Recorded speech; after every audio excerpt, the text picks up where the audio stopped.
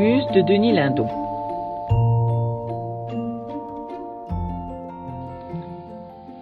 Revenu à bord de son navire, Ulysse harangue ses compagnons.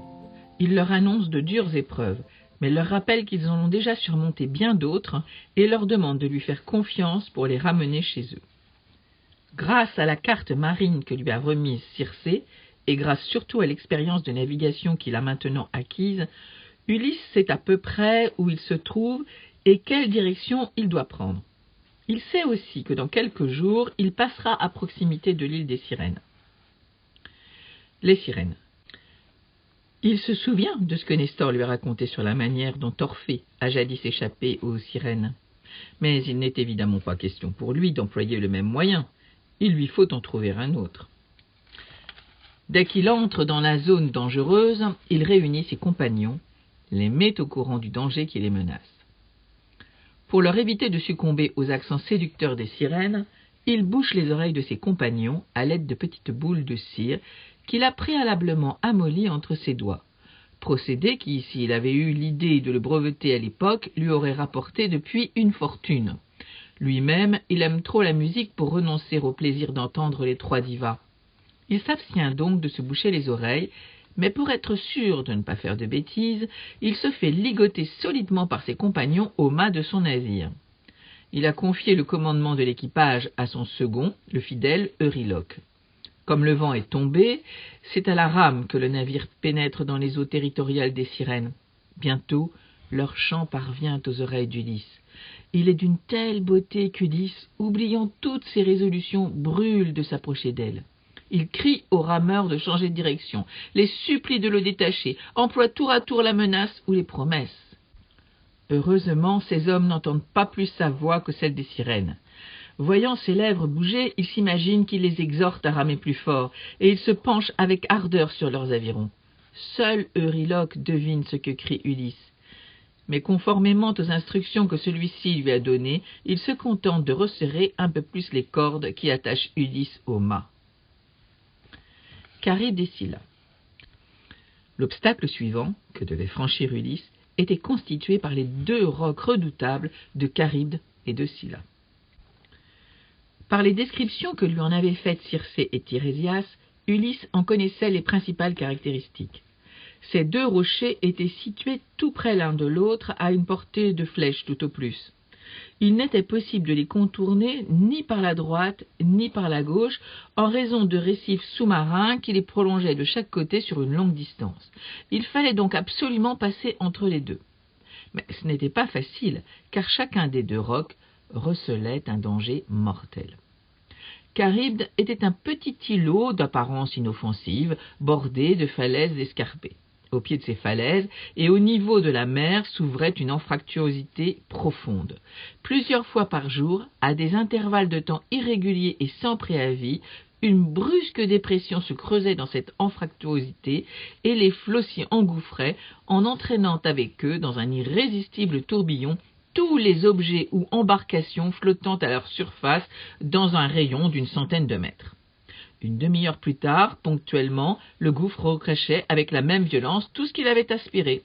Dans l'intervalle, si par malheur quelques marins avaient été engloutis, il avait eu largement le temps de se noyer. Le rocher de Scylla présentait lui aussi sur la paroi qui faisait face à Charybde une profonde anfractuosité, mais celle-ci était à mi-hauteur. Dans cette grotte vivait une ci-devant nymphe, métamorphosée jadis en monstre pour avoir repoussé les avances d'une divinité de rang supérieur. C'est elle qui avait donné son nom au rocher. Elle avait la forme d'une gigantesque pieuvre, dont chacun des 6 tentacules se terminait par une tête de chien à 3 rangées de dents. Par un curieux contraste, les aboiements de cette meute monstrueuse n'étaient pas plus puissants que ceux d'un chiot nouveau-né.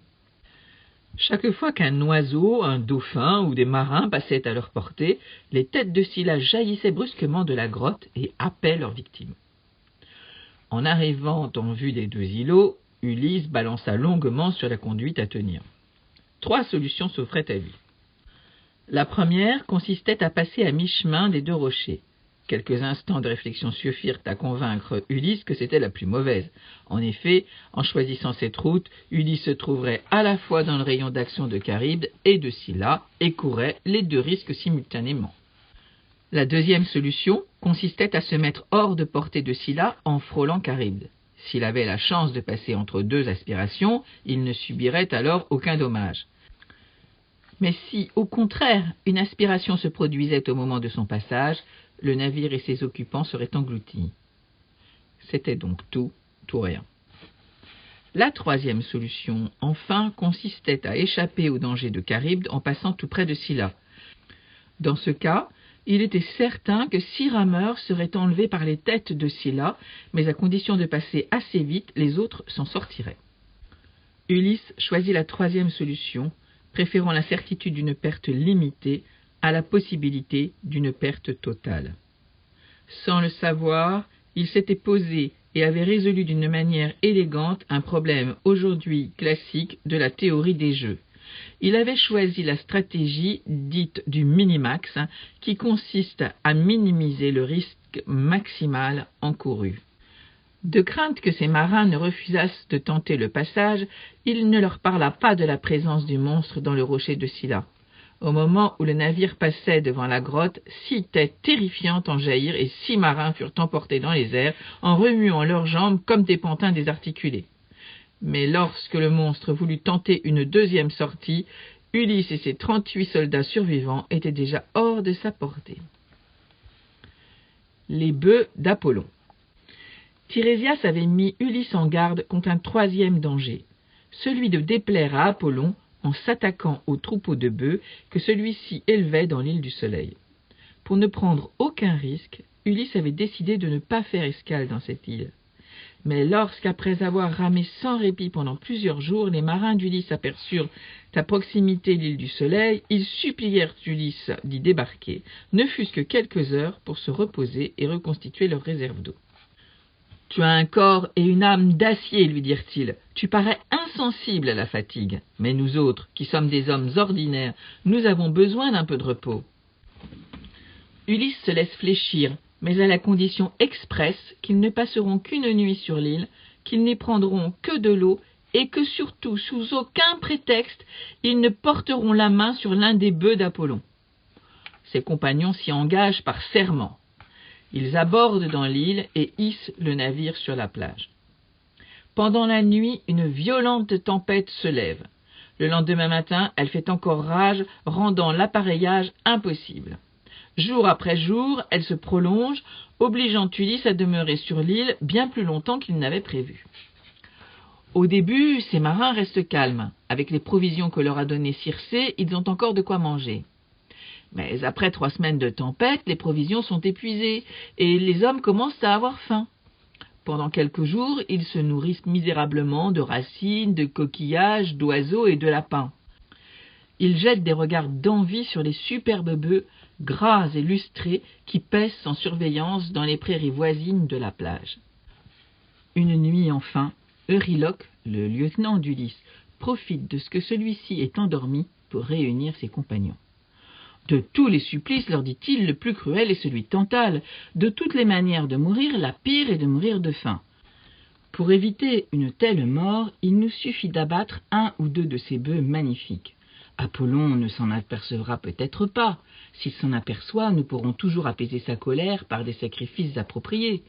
Et si même nous n'apaisons pas sa colère, eh bien pour ma part, je préfère mourir vite, le ventre plein, que lentement, le ventre vide. Ses compagnons l'approuvent. Ils abattent un bœuf, puis un second, et pendant qu'ils y sont, ils en abattent 4 autres. Lorsqu'Ulysse se réveille le lendemain matin, les 6 bêtes, proprement coupées, sont en train de cuire sur des broches. Ulysse perçoit aussitôt l'étendue du désastre. Il s'apprête à fulminer contre ses compagnons et surtout contre Euryloque. Mais à quoi bon, puisque le mal est fait? Silencieusement, il prend part au festin. Au même moment, sur l'Olympe, Apollon et Neptune obtenaient de Jupiter carte blanche pour châtier Ulysse et ses compagnons. La tempête s'étant apaisée, le navire reprend la mer. Mais le répit n'est que de courte durée. Un orage éclate, suivi d'un cyclone. Des lames gigantesques s'abattent sur le navire. Affolés, les compagnons d'Ulysse perdent la tête et n'obéissent même plus à ses ordres. C'est en vain qu'il les exhorte au calme. Ce n'est pas, leur crie-t-il en fuyant de la proue à la poupe, que le marin se sauve du péril quand son navire est harcelé par les flots. Personne ne l'écoute. Une vague plus haute que les autres vient frapper le navire de plein fouet, le désintègre et balaie ses occupants. Tous se noient, sauf Ulysse, qui est parvenu à s'accrocher au mât. Un courant irrésistible le ramène à toute vitesse vers Charybde et Scylla. Ses possibilités de manœuvre sont presque nulles. Tout au plus peut-il infléchir sa course vers l'un ou l'autre de ces deux îlots. Cette fois-ci, songe-t-il, passer à portée des 6 têtes de Scylla ne lui laisserait aucun espoir puisqu'il est seul. En revanche, avec un peu de chance, il peut espérer passer à côté de Charybde sans être englouti. Il choisit donc Charybde. Mais la chance n'est décidément pas avec lui. Au moment où il longe la falaise, un tourbillon se forme sous lui et l'aspire irrésistiblement vers les profondeurs du gouffre. Est-ce la fin de ses aventures? Pas encore. Indomptable, résolu à retarder le plus longtemps possible le moment où il devra rejoindre pour toujours ses compagnons au royaume des morts, Ulysse prend appui sur son mât et d'une détente désespérée parvient à atteindre et à agripper la branche d'un figuier sauvage qui poussait en surplomb dans une anfractuosité de la falaise. Suspendu par les mains au-dessus du vide, il voit disparaître son mât dans le gouffre écumant. Il n'a pas assez de force pour faire un rétablissement et se hisser sur le tronc, mais il en a suffisamment pour ne pas lâcher la branche. Il résiste ainsi une demi-heure à la fatigue et aux crampes, jusqu'à ce que Charybde vomisse les flots qu'il avait engloutis, et avec eux le mât du navire. Ulysse lâche alors prise, tombe à l'eau, remonte à califourchon sur le mât et se laisse emporter par le courant vers une destination inconnue. Mais déjà? Mais que va-t-il donc se passer ensuite? Auriez-vous une petite idée?